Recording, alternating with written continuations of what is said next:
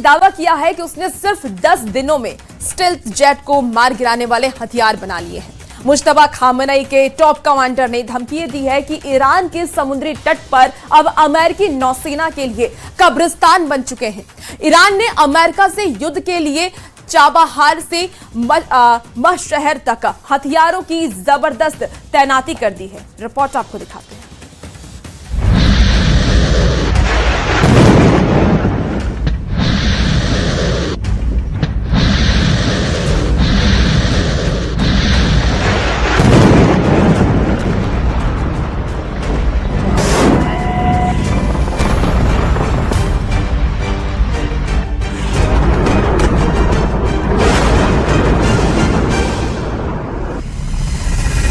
Trump ने Iran पर हमला किया, फिर डील की चाह में रहम दिखाते हुए हमला बंद कर दिया। लेकिन इजराइल जब हमला शुरू करता है तो दुश्मन के सफाई तक रुकता नहीं।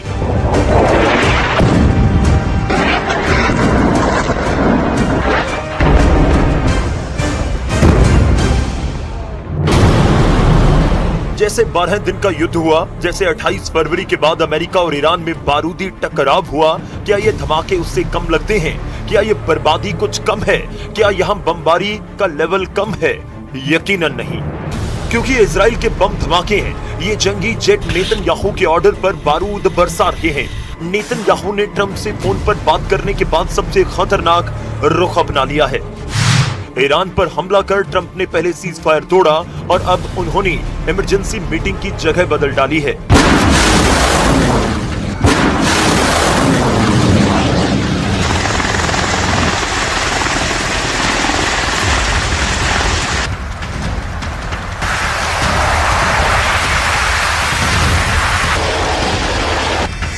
अमेरिका बड़ी दुविधा में है कि ईरान के कट्टर लड़ाकों का पक्का इलाज कैसे करे।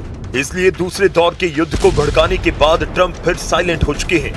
हालांकि अमेरिकी हमलों के 24 घंटे भी नहीं गुजरे कि ईरान ने भयानक बदला लेना शुरू कर दिया। ईरान ने हॉर्मुज को फिर से बारूदी सुरंगों से पाट दिया है। ईरान ने वॉर जोन में अपने सबसे विस्फोटक हथियारों की तैनाती करके धमकी दी है कि अब ट्रंप ईरान पर हमले की जुर्रत नहीं दिखा सकते। रेवोल्यूशनरी कमांडर अकबर जाधे ने धमकी देते हुए कहा कि इसमें कोई शक ना करें कि चाबहार से लेकर महशहर तक के पूरे इलाके को हमलावरों के लिए कब्रिस्तान बना दिया गया है। هدف قرار دادن پرنده‌های رادارگریز دشمن یکی از موضوعاتی بود که از ابتدای جنگ رمضان تو دستور کار عزیزان ما در صنعت دفاعی قرار گرفت. کمتر از 10 روز ما به فناوری مسلط شدیم که توانستیم هواپیمای F-35 و هواپیمای پیشرفته دشمن رو آسیب جدی بهش وارد.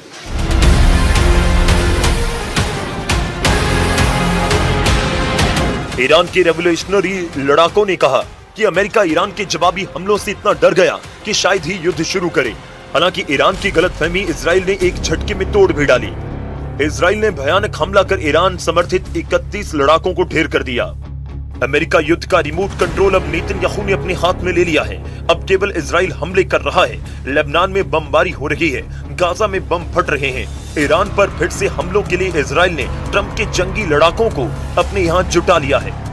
लेबनान में हिजबुल्लाह और इजराइल का भीषण युद्ध चल रहा है। इजराइल डिफेंस फोर्स ने दावा किया कि हिजबुल्लाह के कई ठिकानों, रॉकेट लॉन्च साइट्स और ऑपरेशन सेंटर पर बड़े हमले किए गए। इजरायली सेना के मुताबिक लड़ाकों को भी मार गिराया गया जो आईडीएफ सैनिकों पर हमले की साजिश कर रहे थे। आईडीएफ की टीमें लितानी नदी और येलो लाइन से आगे घुसकर हिजबुल्लाह के ठिकानों पर छापेमार कार्रवाई कर रही है।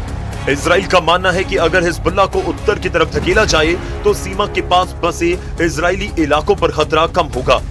हालांकि हिजबुल्लाह के विस्फोटक एफपीवी ड्रोन करीब 30 किलोमीटर दूर तक हमला कर सकते हैं। इजराइल से सामने आई तस्वीरें शोमेरा बॉर्डर की बताई जा रही हैं, जिसमें एक इजरायली सैनिक हिजबुल्लाह के एफपीवी ड्रोन से बचते हुए भाग रहा है। ड्रोन आईडीएफ जवान का पीछा कर रहा है और सैनिक बचने के लिए भागता नजर आता है। दक्षिणी लेबनान में हिजबुल्लाह ने एक बड़े हमले का दावा किया। ईरानी न्यूज एजेंसी IRNA के मुताबिक हिजबुल्लाह ने मंगलवार को इजरायली सेना के सैन्य वाहन को निशाना बनाया। ड्रोन और हमले में 4 इजरायली सैनिक मारे गए। हिजबुल्लाह के जबरदस्त पलटवार से भड़के नेतन्याहू ने लड़ाका ग्रुप को खत्म कर डालने का ऑर्डर दे दिया है। בהנחיה שלי ושל שר הביטחון, יחד עם הרמטכ"ל, אנחנו מעמיקים את הפעולה שלנו בלבנון. צה"ל פועל עם כוחות גדולים בשטח, הוא תופס שטחים שולטים. אנחנו מבצרים את רצועת הביטחון כדי להגן על יישובי הצפון. במקביל אנחנו מקיימים מאמץ לאומי ענק כדי לקדם פתרונות יצירתיים.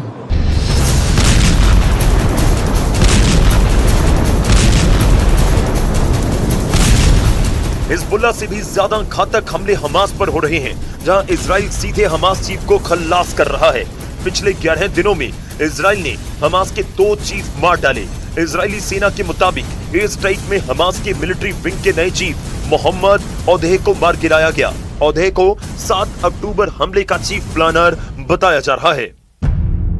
इजराइल ने औदेह को इजराइल में घुसपैठ और हमले के टारगेट तय करने वाला मास्टरमाइंड करार दिया। औदेह के सफाई के साथ इजराइल ने पिछले 2 हफ्तों में हमास के दूसरे बड़े सैन्य कमांडर का खात्मा कर दिया। औदेह से पहले इजराइल के is Al Deen ul Haddad का सफाया 15 मई को किया गया था।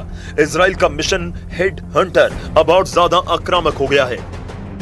गाजा से लेकर लेबनान की बैका वैली तक आईडीएफ लगातार विध्वंसक हमले कर रही है। इजराइल का दावा है कि 180 से ज्यादा ठिकानों को टारगेट किया गया। इजराइल ने हमास के नए सैन्य चीफ मोहम्मद औदेह को भी टारगेट किया। वहीं सीज फायर के बावजूद दक्षिण लेबनान में इजराइल की सेना लगातार बमबारी कर रही है।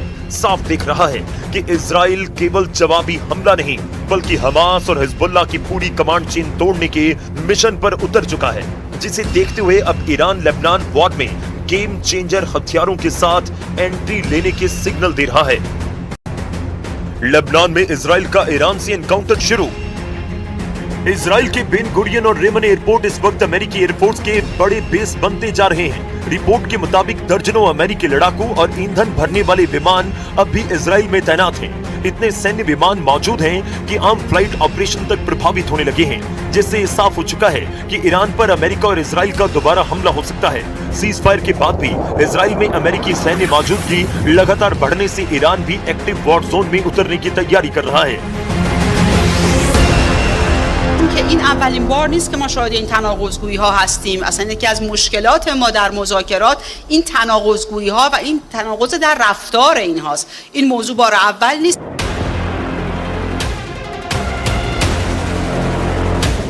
ईरान इजराइल को सबसे ज्यादा दहलाने वाली फतह मिसाइलों से पलटवार कर सकता है। ईरान की फतह एक हाइपरसोनिक मिसाइल है, जिसकी रेंज 1400 से 1500 किलोमीटर बताई जाती है। इस मिसाइल की रफ्तार मैक 15 तक है, यानी ये 18,000 किलोमीटर प्रति घंटे की रफ्तार तक पहुंच सकती है।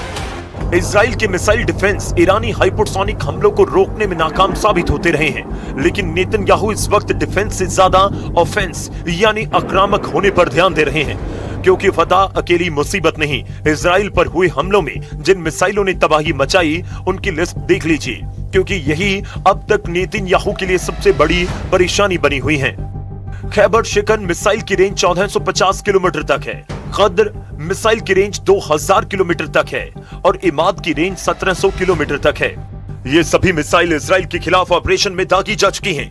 तेल अवीव से लेकर हाइफा और अशदोद से लेकर बीर शीबा और शेफाल जैसे छोटे छोटे शहरों पर भी इन्हीं मिसाइलों से हमले हुए थे।